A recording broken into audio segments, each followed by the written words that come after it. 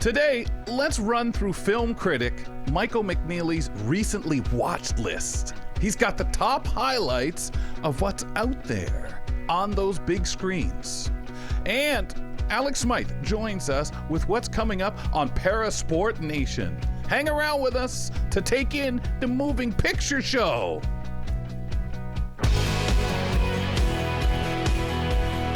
This is Kelly and Company.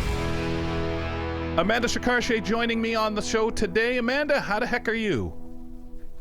I'm great. I'm so happy to be back. Glad to have you. And of course, Amanda, as you join us each time, we say, okay, Amanda, today is the day that if something happens and I get knocked off, away you go. That's called being thrown right in and just saying, let's go. Okay. All right. Well, you know, one day she might get put to the test. So let's hope now. Let's hope all things stay good. We've got the great Mark handling things. So we're all good. We're all good. Folks, remember, follow us on Instagram and Twitter at Kelly & Co. AMI. That's on Instagram and Twitter at Kelly & Co. AMI. Our guest here, of course, Amanda, for this part of the program.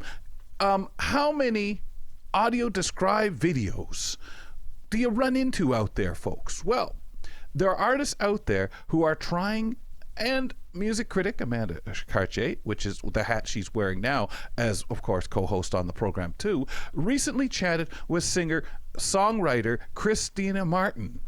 Now, Amanda is a musician, and she's passionate about Christina's work, and in a few moments, you two out there will understand why as she produces audio-described music videos. Now, this is not a real common thing, Amanda, that's going on out there. Talk a little bit first about your experience recording this interview that you had with Christina. This was a really engaging interview to record. So Christina is someone I've been wanting to bring on for a while because I have previously worked with her. She was part of my CBC documentary, Playing by Ear, and I just really enjoyed the experiences and knowledge she had to share about some of the inspirations behind her songs. I think her stories are really relevant, like when she talks about her song Stay With Me and kind of sometimes the fears and the questions that we all kind of face. I thought that was interesting. And, you know, also just hearing about her work with audio described videos and how she really took the time to research how she can make herself and her music and her brand more accessible. So I thought that was really unique that there is someone like us, you know, bringing us musicians a way to experience music videos that are, you know, usually visual, but allowing us to really get the feel for what do those look like and understand the deeper meaning of what this song is really about. How did you become familiar with her work? What grabbed you? And of course, you described the intriguing work that she does, especially when you talk songwriting, the storytelling. But how did you first discover her work? So Kelly, this is actually a really interesting story. So it was actually through this company, AMI, that I discovered her because I was doing an apprenticeship with our content development specialist here. And Christina was interested in seeing how, you know, AMI can help promote her work. And I was on the call with our specialist and with Christina, and I beforehand was sent the channel for Christina's described music video. And I just remember just watching for the first time being like, whoa, I feel like I'm watching like a little short film, and then getting to talk to Christina and have that conversation, you know, along with our content development specialist, you know, was really great to kind of maintain that connection. So I had, you know, an email point for Christina that I was able to go to when I wanted to, you know, bring her back and, you know, be able to use her for some of, you know, my own projects. Awesome. And you have, and through those conversations, I'm curious what she has shared with you on others' reactions to the way she tells her stories, the way her music comes off to others, especially from her unique viewpoint. Yeah, so she has received a lot of amazing feedback. because it all kind of really started because we'll hear this in a sec, but essentially she had a show here in Toronto, and she, thought the venue was accessible. And when she learned that it wasn't, wheelchair friendly, she wanted to understand why. And that kind of was the inspiration for her to start projects like this and describing videos. And, people have definitely, told her how, helpful it is to have these described videos, and to make it accessible for people with disabilities. Mm-hmm. And people just take stuff in so many different ways, and there's so much that we often see things 6, 7, 10 times and still are grabbing something from it we didn't realize. For you, having the conversation, you can tell us a little bit about the interview and tee this clip up that we've got, but tell us a little bit what you hoped people, when you produce this, would take away from it. I really hope that people will resonate both with Christina's music and her story, and how kind of music can play an influential part in your life. For her, it was, moving. At one point, she moved to Austin, and that kind of spearheaded her music career. And, just learning about, how musicians can make the industry more accessible, how we can work together, both as, sighted and blind or visually impaired musicians and audience members, just helping us, helping each other out and working together to try to make this space, continue these conversations to make this space more inclusive. And yeah, this clip we're about to hear talks about how Christina got to making described videos, and a little bit about, what goes on behind the scenes in making them. What inspired you to start this audio description project? Well, during the pandemic, we all had a little bit more time in one, and I was in one place, and it gave me time to think about the things I was curious about. And one of them was accessibility. Years prior, I had a friend of mine who came to a show in Toronto, and I had said that the show was accessible, wheelchair accessible. I think I didn't really understand at the time, when you say a venue or a show is accessible, that doesn't really, unless it's accessible for everyone, which is unlikely, but could be, it's possible now. But I needed to learn a little bit more about what that meant, and to get a few more details lined up to actually confirm and then promote a show as that. Because my friend could not couldn't get into the building, couldn't get into the show after buying a ticket. And so that really bothered me, but it also sparked my curiosity. Well, what could I do to, make sure this doesn't happen again? It's interesting too, because we get in that position, Amanda, where me being a blind person, I think so much about accessibility that revolves around it. And as Christina says, hey, you can come to the show. The place, my understanding, is very fully accessible. Away you go. Glad I'll see you after the show. What do you mean? And these are the things that happen because of a lifetime of our own different perspectives, whether you have a disability or not, or within the disability community. Really interesting. I'm sure you guys touch on so much. How long is the interview? It's about 15 to 20 minutes long. So we do talk a little bit about accessibility, but we also talk a lot about Christina's music and her experiences. So yeah, I would definitely recommend, especially if you are interested in, someone who is, trying to make a change, but also interested in music and storytelling. I think that this piece encapsulates all those aspects really well. Fantastic. The interview was originally broadcast on Met Radio 1280, and the full conversation can be found on the Met Radio YouTube page. Of course, you can find Christine's audio described music videos on a playlist on her YouTube channel, Christina Martin. That's excellent, Amanda. I really love when we get a chance to talk to people and get inside their head, because you sit back and wonder, how come you're doing that? And it's always a wonderful feeling. Do you know somebody? How come? What inspired? What is your thought process and technique? Always so fascinating. Yeah, especially in the creative space, like those questions, really solicit really interesting answers when it comes to if it's a root of writing a song or just an initial inspiration, or even things like accessibility and, why you're trying to make the industry more accessible, why you're trying to change things. So, yeah, I agree with you there, Kelly. It's fantastic.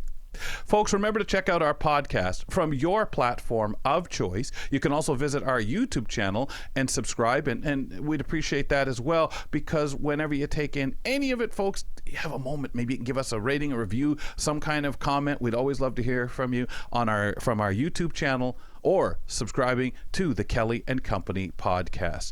Now, we're going to do a little switching of media here as Michael McNeely joins us. Michael, nice to have you, and let's rip through film critic Michael McNeely's recently watched list. Now, he's got a top 5 list for us that we're going to get into. Michael, let it rip. Where are we beginning? Hi, how are you doing? Thank you for having me. So let's begin at the very top, so we don't waste any time. I think that's perfect. You go ahead, Michael. Wherever you want to start would be great. Yes, I think what we're going to do is just focus on a few themes here. One is first films about family.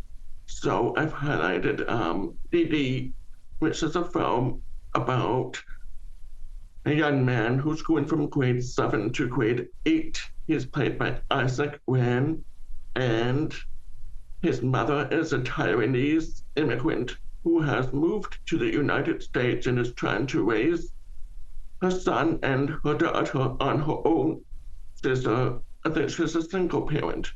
And so this film, DD, is quite remarkable because I think it really shows the challenges of growing up in an immigrant family, trying to find acceptance, trying to understand how to fit in when everyone else is more or less going for white, vanilla, no spice in the American culture. And so do you want to stand out? Do you want to hold on to your cultural heritage?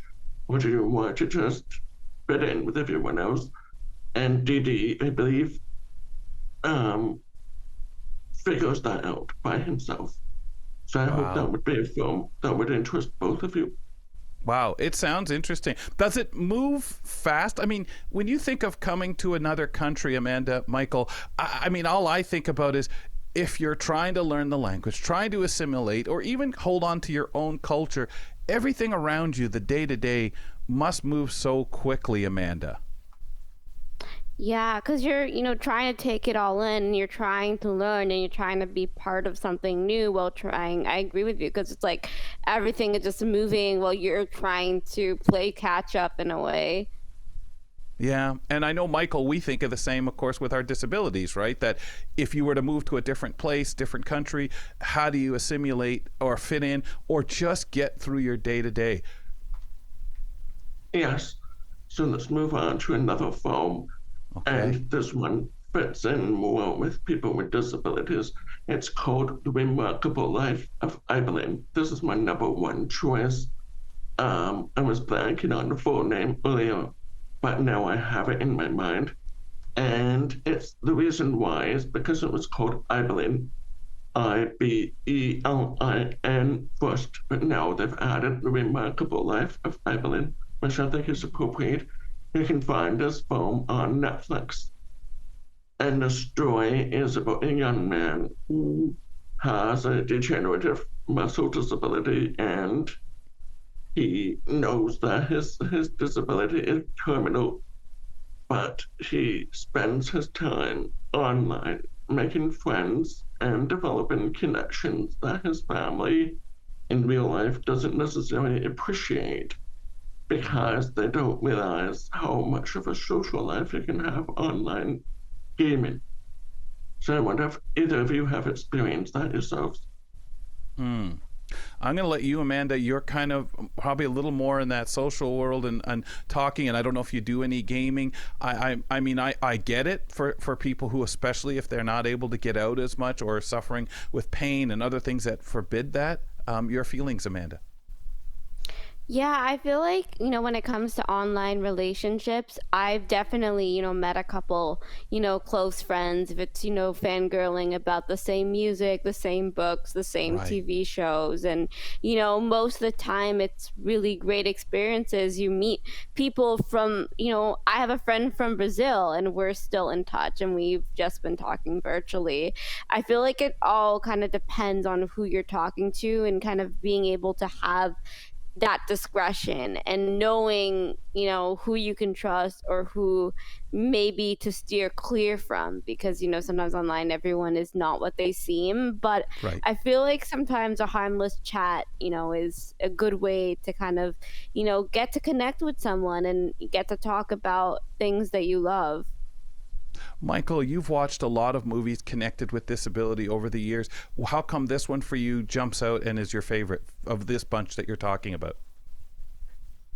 I think it's because a lot of people didn't really realize what Ibelin was up to when he was online, when he was interacting with his friends online. So it was only until after his death that his parents started getting messages from the online friends.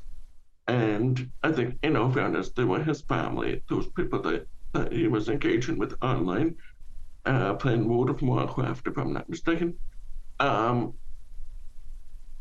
think it was stunning for people to understand how much of an impact Ibelin had on all those other people that they didn't necessarily meet face to face. Right. Ibelin was somewhat closeted because he did not want to tell other people about his disability, and he was afraid that he wouldn't be accepted.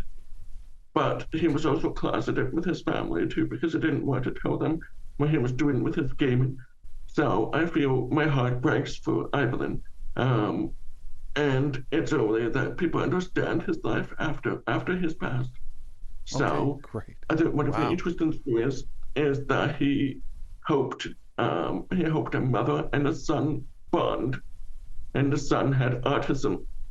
Or the son has autism, and the mother didn't know what to do with how to communicate with her son. So Ibelin got them together in the gaming world, and now the mother and the son are best friends, basically, because they're able to communicate through the game. Isn't that something? Okay, Michael, your next couple, so we don't get running out of time. Yes. So maybe I'll just give you the rest of them all at once. There's Oliver Strange, which I covered on AMI now with Dave Brown. I love that film because it's essentially a story about a young man who gets the opportunity to tell his parents that he's gay, but the twist is that his parents are dead. So I will leave you to discover how that actually happens. The next film I have, which is a counterpart to DD, is his three sisters. Not his three daughters. That's on Netflix as well. And so it's the story about three sisters and how they're trying to deal with their father's upcoming death at home, because he is in palliative care, so there's not much time left for him to live, but he's decided that he wants to die at home. So the three sisters have to figure out whether or not they can get along with each other and address unresolved issues. And I really love Natasha Lyonne, which you will know from Poker Face and Orange is the New Black. So Wow. hopefully you What a have movie. chance to watch that. I That's think something because else. it's not Netflix, you should have descriptive Yep. audio. So there's no excuse for you to miss that. That's right.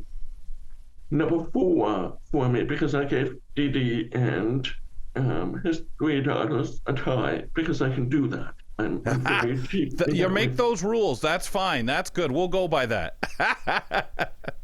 It's true. I didn't want to exclude any of my darlings. So number 4 is another disability one, and I think I actually covered it with you when I came here, when I was at TIFF. It's called Patrice, the movie. Right. It's a documentary about Patrice, and I've forgotten her last name, but she lives in the United States, and she's a quacking god, and she also has a mobility disability, and she uses a cane. She's also, I believe, you're going to talk about the para athletes. She's a skater as well. So essentially, this is a story, and it's probably going to be worth in Trump's America. This is a story about how she was going to lose benefits if she married another person with a disability, and she happens to love someone else with a disability. So she would lose all her social benefits, and he would lose all his social benefits. Mm-hmm. So Patrice is trying to advocate for marriage equality. And I think she's just an amazing, lovely person. And I saw her in Toronto. I didn't talk to her, but I saw her on stage. And the flashbacks in this documentary are quite special because she plays herself. So even when she's a child, she's playing herself as a child. So she's a better person with other children. And it's really interesting to watch. And I also like the film because the other people in the flashback are always children. Even the person who plays her abusive mom is a child. So Patrice, because she was a crossing guard, or she is a crossing guard in real life, she knew how to work with children, and she wanted to work with these children actors. Finally, if you're going to give me 20 more seconds, I will talk about Sin Sin, which is one of the best movies I've seen and makes my number 5. Sin Sin is about a drama club or a drama organization in prison, specifically Sin Sin, and how they do acting workshops and put on plays in the prison system. And again, it's remarkable. You've got real inmates that are actors in the film, and you've also got a great turn from the lead. So I hope all those films will inspire you to challenge yourself. Michael, fantastic. And I've seen promotion for that last one for Sing Sing, and as a theater person, that just fascinates me when I saw it and when we talked about it. And there's some really nice movies here that talk to so many people out there in the disability world and the real issues, things that people have to think about, such as relationships within the disability world and what that means economically. And thanks a lot, Michael. We will be talking to you down the road because you'll be talking to us about the Sundance Sundance Festival. I'll spit it out as it gets underway very shortly. Talk soon, Michael. Thank you very much. Have a wonderful day, and don't forget to eat some popcorn. You bet. Enjoy. And with those reviews, certainly do that. Michael McNeely joining us, Amanda and I, here on the program. Any jump out at you, Amanda? Any of those movies? I think I was definitely that last one, Sing Sing, seems really, really intriguing. And I like the one that he talked about with the disability portrayal of the person talking to the friends online. I have to watch. Yeah. These all seem great. I definitely have to add these to my watch list. I really love the parents finding stuff out afterward. I remember after my father passed away, people coming up and talking to me. People had no idea who they were, had no idea the relationship he had when he would, go shopping, go downtown once he was retired, and just the people whose lives, he came into. Folks, email us. kellyco@ami.ca. That's kellyco@ami.ca. Call us at 1-866-509-4545. We'd always love to hear from you, please. On Parasport Nation, Alex Smyth spotlights Parasport events in Canada and abroad and interviews Parasport athletes, coaches, and trainers. So let's take some time, visit with the host of the show, Alex Smyth, joining us now. Alex, let's talk first about today's show, and welcome back, man. Well, thank you, Kelly. It's always great to be here. And so for today's episode, as you asked, let's get into it. So we are exploring the world of para climbing. We are joined by Seamus Bullion, who's one of the national team members for Canada's para climbing team. He's one of the best in the country. It's a pretty up-and-coming, newly developed para sport for the most part. Earlier this year, actually, it was our second episode. We actually had the Climbing Escalade on to talk about how the Canadian Paralympic Committee had just kind of created a partnership with the sports body itself. And so this is all in the lead up to the Paralympics in 2028, which will have paraclimbing. So it's a really exciting sport, and Seamus really is at the forefront of it. So we got to learn about his journey, his motivation, and when he goes and faces a rock face, what does he see? What does he kind of identify as the route to take, or the spots to really, okay, I need to work here. Oh, I can rest up on this ledge. It was a really fascinating conversation. Yeah, there's so much that has to be thought about as you go into it, as you tackle it. It's interesting, too, when you look at other disabilities and how inclusive they're trying to make this sport, and the supports and helpers. And I know you have people when you're skiing in your ear telling you things if you're blind, if you're climbing, where holds are and stuff like that. There's so much of the technology we can use for some of these things that make it exciting because there's so much competition now in it. What do you think the hopes are for it when it comes to being that Paralympic sport and, taking off? Well, the thing that really gets me excited about the future for this sport is me and Nathan, like we've talked about this, where it's like, it is the climbing community overall is a super strong, super supportive community, but unless you're really exposed to us, you don't know how passionate they are. You look at some of these like international competitions around the world, the crowds, the excitement, the energy at these competitions, it's huge. So when you have it coming to the Paralympics, it's ready to blow, and I think it's going to be a new favorite sport for folks. Oh, I think so too. It's learning about how it works, getting a chance to watch, listen to it, whatever you're able to do, that really grabs you, because you start saying, oh my God, especially if you have no concept of how this would be done or how individual it has to be, because each person takes things on in such a different skill set. Alex, thanks a lot, man. Thank you. Remember, folks, Parasport Nation is part of Kelly & Company. It's coming up on Tuesdays and Fridays on AMI Audio, and is available as a standalone audio podcast and video podcast on YouTube. Amanda Shekarchi, thank you so much for being with me today. Thanks for having me. On our next show, Wednesday, blind artist Vivian Chan is up to more theater and more performance. More play. We'll get into it as she visits with us. We find out about that latest project she's working on. We learn about the creation of a new tactile puzzle. And we meet Lindy Mazza, a woman who turned her passion into life coaching after discovering the power behind her disability. We have those conversations on the next edition of Kelly & Company. I'm waving at you. Thanks for tuning in to Kelly & Company. Follow us on all social media, and don't forget to like and subscribe to the channel for more.